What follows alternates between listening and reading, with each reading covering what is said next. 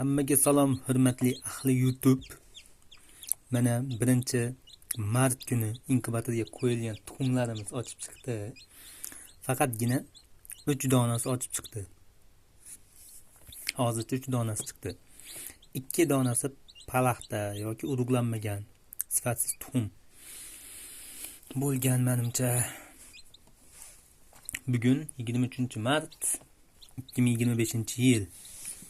Hozirgi natija mana shu uchalasi.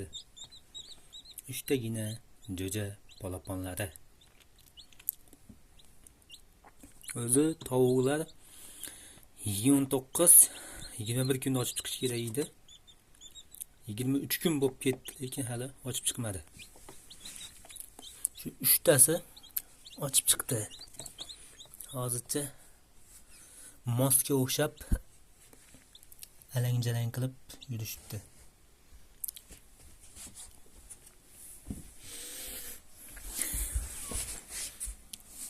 Inkubatorimizda esa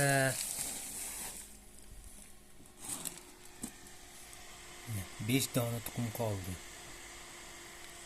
5 dona atiga.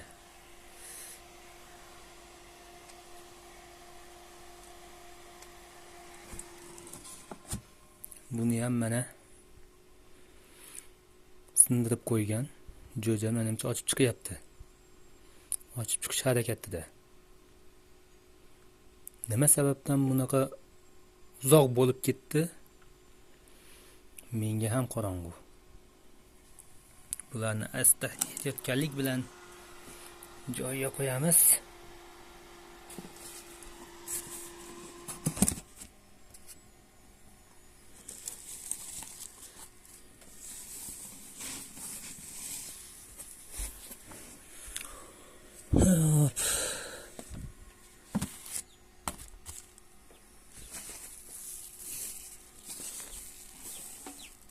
Xitoyda inkubatorda 16 talik.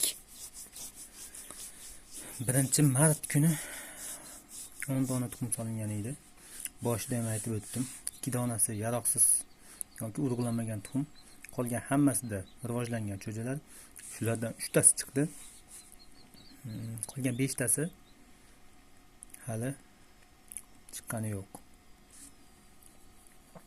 Nimaga bunday bo'ldi? Inkubatordan foydalanib cho'ja ochirayotganlar maslahatinglarni berib o'tasizlar kommentariyada. Yoqsa like bosinglar, yoqmasa dislike bosinglar.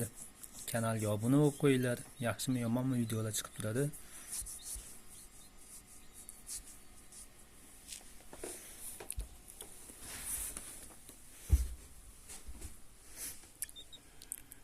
Natija.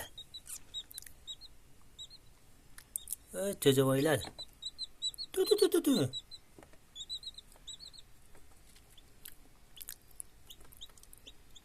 Sekin tashqi hayotga moslashyapti.